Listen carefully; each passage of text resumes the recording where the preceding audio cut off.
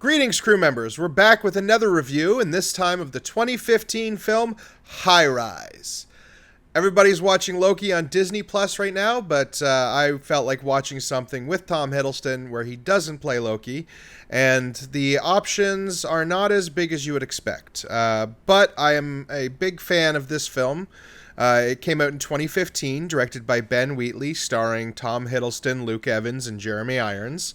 The film is about the degradation of a society, but not in the way that most films tend to portray it, which is through some external apocalypse, and usually those films end with the destruction of any form of government.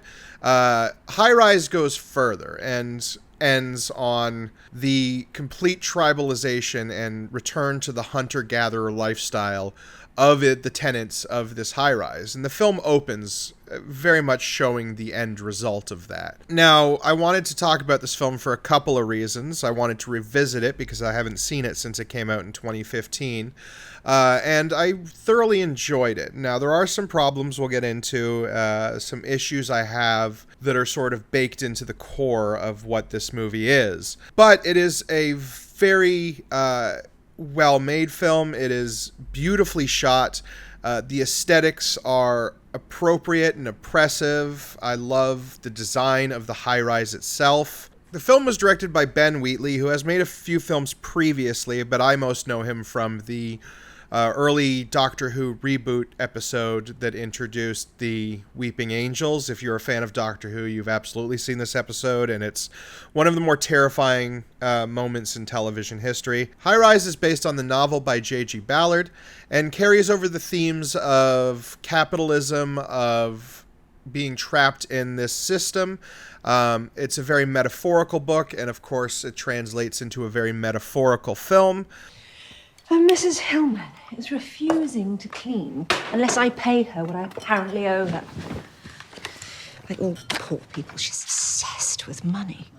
If there's one core issue with that, it's that the characters in the film act very allegorically, and they don't tend to act with the sort of rationality you would expect from a real person. They're very much falling into the mesmerism of the system, while you're not really presented with a hugely compelling reason why, but I believe that fits into the overall themes of the film.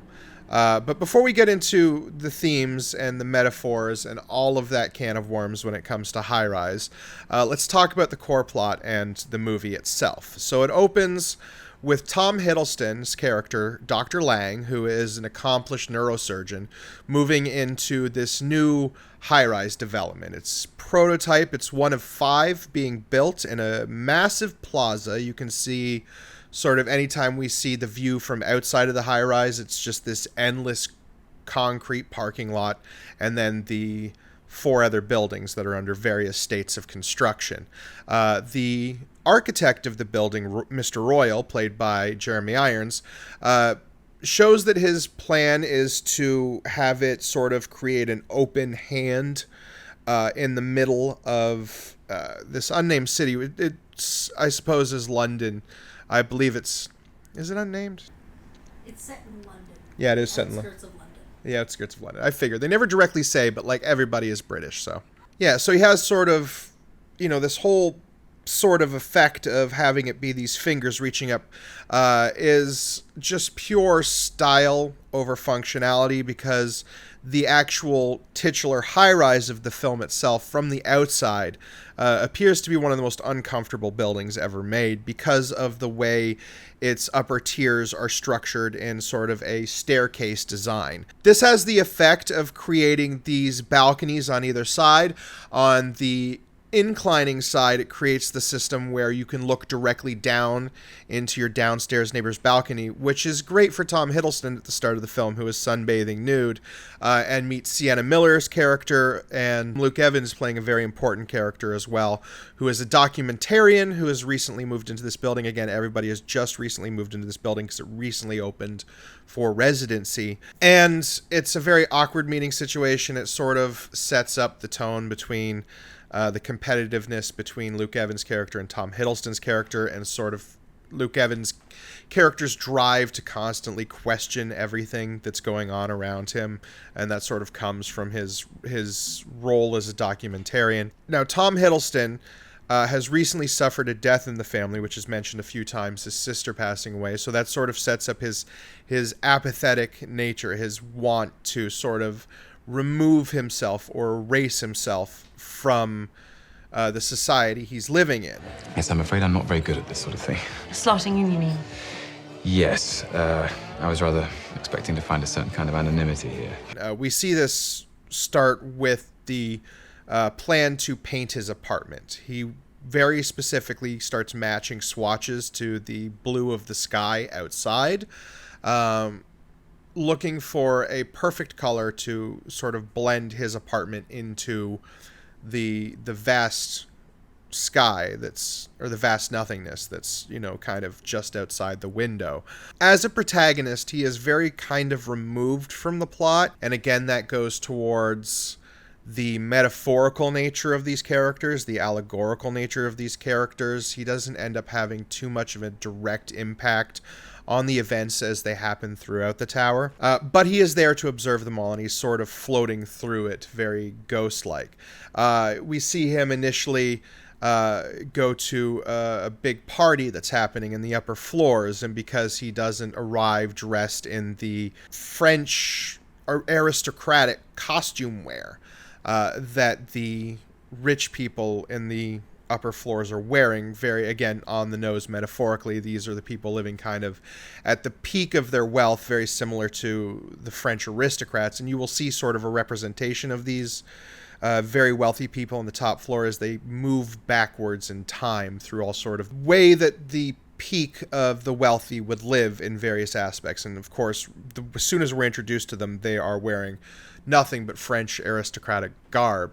And he's singled out because he's in a nice suit and tie, which he's in for most of the film. He brings a bottle of wine, a bottle of Riesling that he gets from the in-building supermarket, again, setting up how they've built every possible convenience into this building, disincentivizing people from ever really leaving it, because at various points we see that this building has massive pools, full gyms.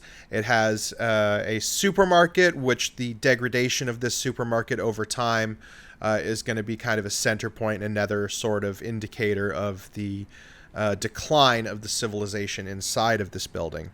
And, he gets the cold shoulder from a lot of the guests. They end up taking his bottle of wine and kicking him into an elevator, which of course immediately breaks, again setting up that the technology that's in this building that's supposedly designed to be beautifully architecturally and aesthetically pleasing really becomes uncomfortably nightmarish when it fails, because this elevator is surrounded on all sides by mirrors, which creates this endless void that just duplicates Lang onto himself, and he ends up trapped in this elevator very uncomfortably. And the last time we see him in the elevator, he's screaming.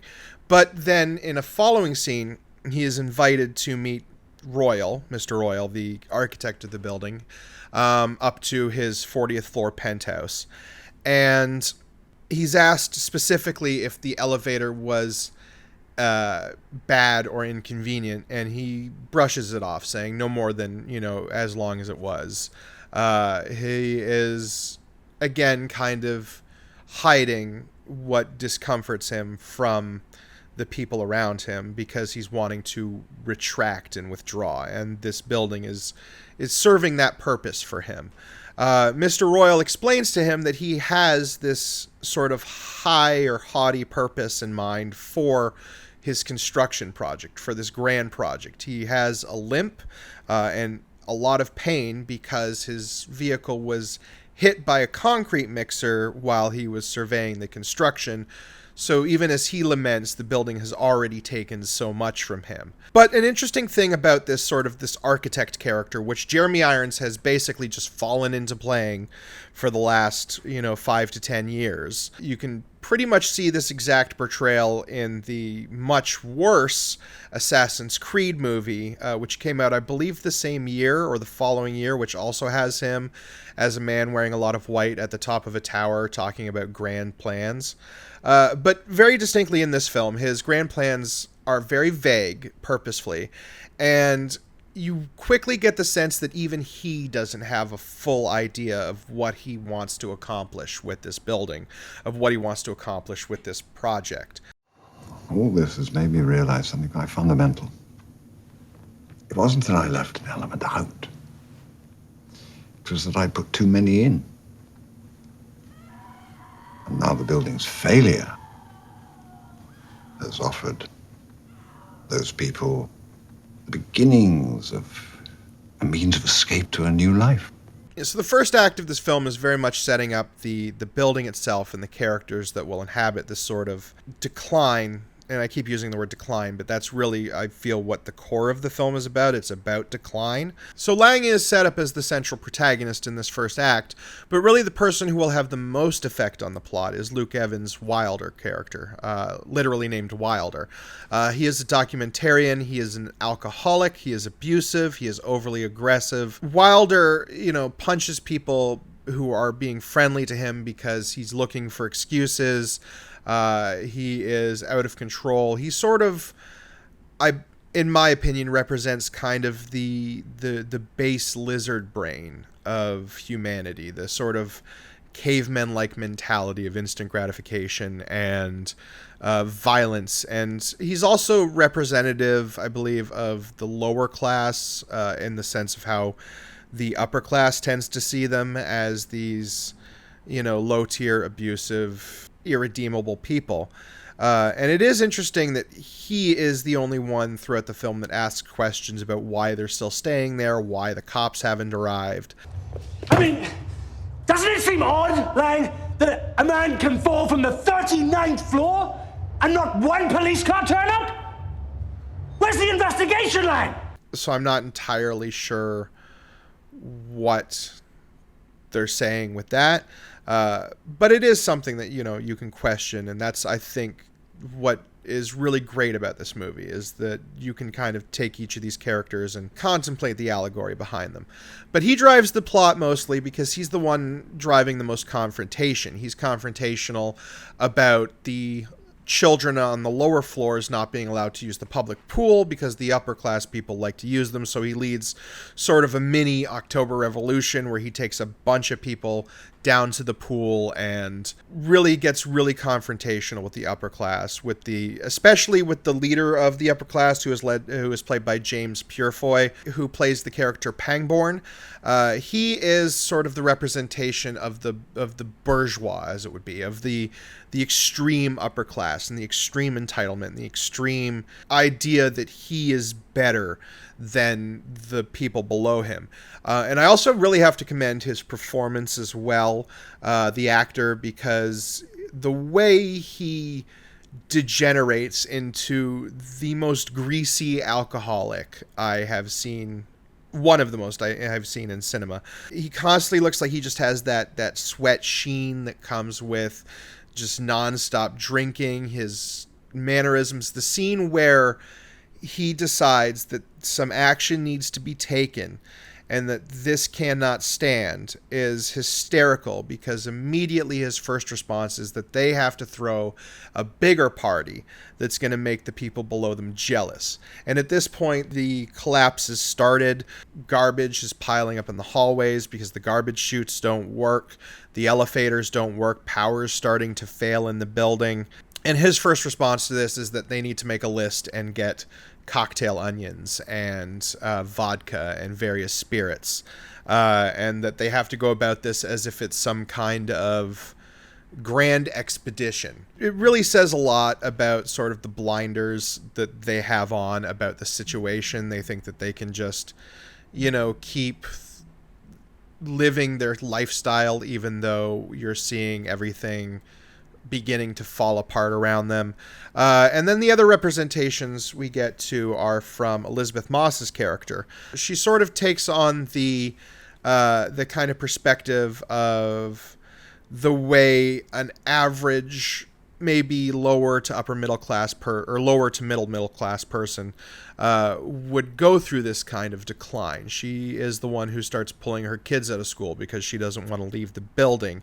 She talks about, because again, the stair structure design of the building, they live on the other side. She talks about how she gets absolutely no sun because of the rows and rows of balconies that are over her like a massive concrete awning.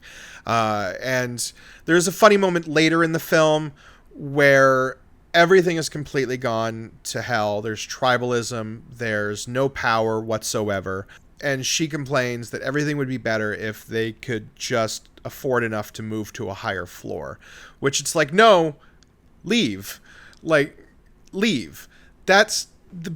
And I think that's the core of the biggest issue with the film, is that because this becomes a very metaphorical film and it becomes about how this building represents a system and the people inside of it are trapped in the system, and very obviously there's an obvious solution to their problems, which is just to leave the system behind and go somewhere else that's better.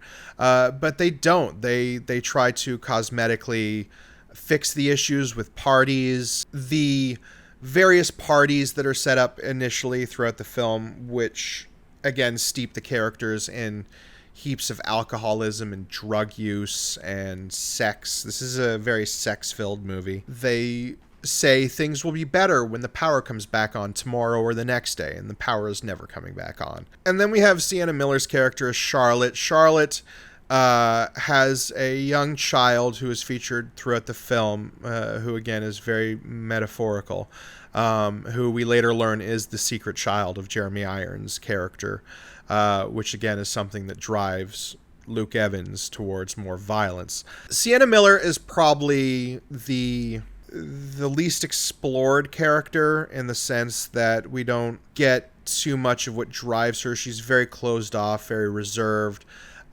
She is definitely the one that starts giving up the most pretentiousness or the most idea of having a sort of civilized front. And you can really see that in the dinner scene that happens later in the film.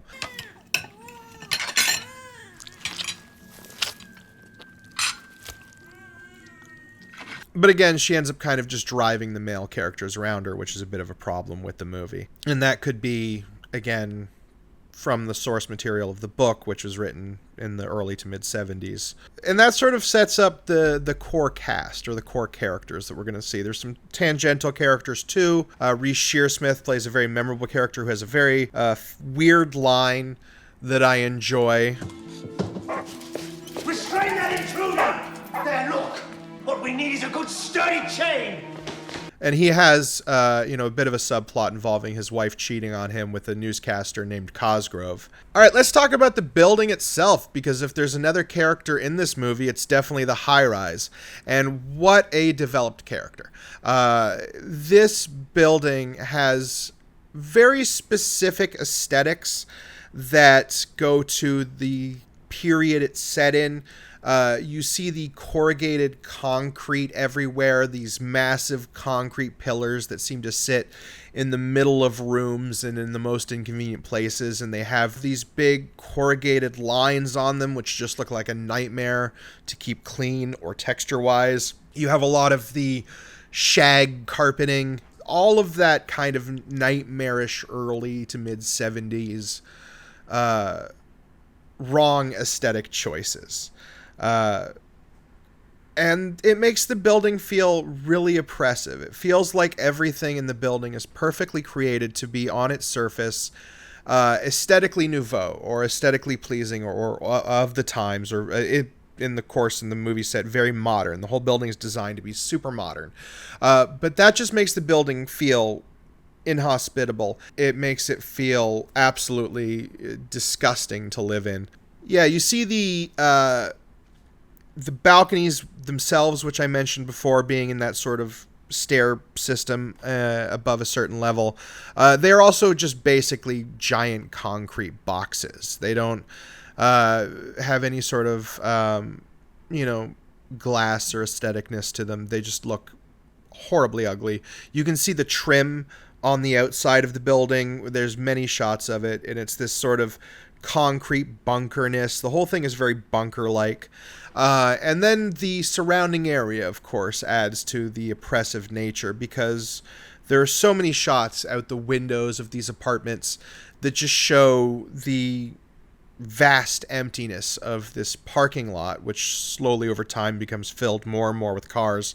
And there's a couple wonderful shots of it where it sort of looks like this textured tile board or this circuit board because of how high up people are overlooking it. And it creates this sort of vertigo-like dizzying effect where it really sells that this high-rise is putting you so far above ground level that you lose touch with the world you're in. Another great choice is the way that they shoot the building over time in the various establishing shots for the scenes. It's shot in a way to create this incredible sense of disorientation. There are times when we're seeing the building upside down. There are the times when we're moving and tilting around the building, so we're losing kind of a sense of up and down.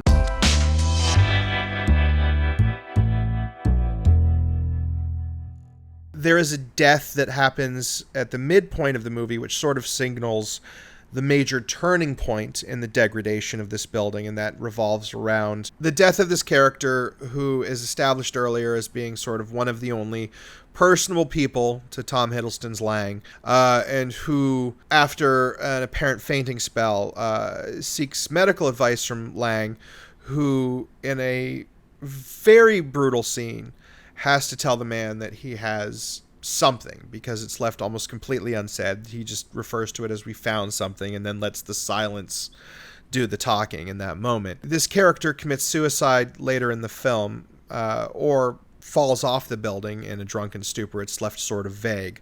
And then there's just this shot of the building looming over him, and it looks like a headstone. The building has become literally his headstone.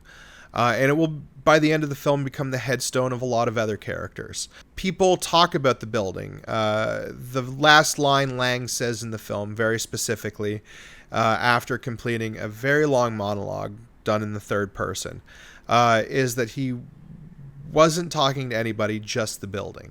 I don't want to give away too much in terms of spoilers when it comes to the later acts of the film, because I very highly recommend you seek this movie out and you watch it if you're interested in cinema, if you like the sort of more metaphorical films, the films that, very heavily feature their themes over their characters. This is one to seek out, and it's got a satisfying ending. It sort of cycles back to where it was. There's another metaphor involving a white dog that you see throughout the film, sort of representing the last vestiges of people's humanity. But because it is a very highly metaphorical film, that does get into what kind of is the major problem of this movie, which is that Lang and Wilder and Royal, they don't feel like real people. Right. Which one of you bastards is going to me up? Yeah, so I'm going to give High Rise a 4 out of 5. Yeah, I really recommend this movie. It's not a light watch, but it's something that's really entertaining, really well done. And if you're into sort of those metaphorical movies, like, say, Valhalla Rising is another one that's very similar in tone, I might talk about in the future. But yeah, go watch High Rise with Tom Hiddleston, and then maybe check him out on Loki on Disney Plus if you want. All right, everybody, thank you for watching. We have some other videos on the channel. I've got some videos up right now that feature reviews of the films Wages of Fear and No Sudden Move. I'm also doing a Let's Play series with Tamara called Tamara Plays Dragon Age Origins. Check that out on our channel. I think we're just getting through the Fade now, depending on when this video goes up. It is one of the more tedious parts of the game, but I've had a lot of fun this time just because I've been playing it with Tamara, and it's infectious how much she loves the series. Don't forget to like and subscribe. If you have subscribed already, thank you so much for supporting the channel. If you want to do so further, we have a Patreon listed below. But if not, just keep watching them because we love sharing these with you and we love doing it. So everybody stay safe and be who you are.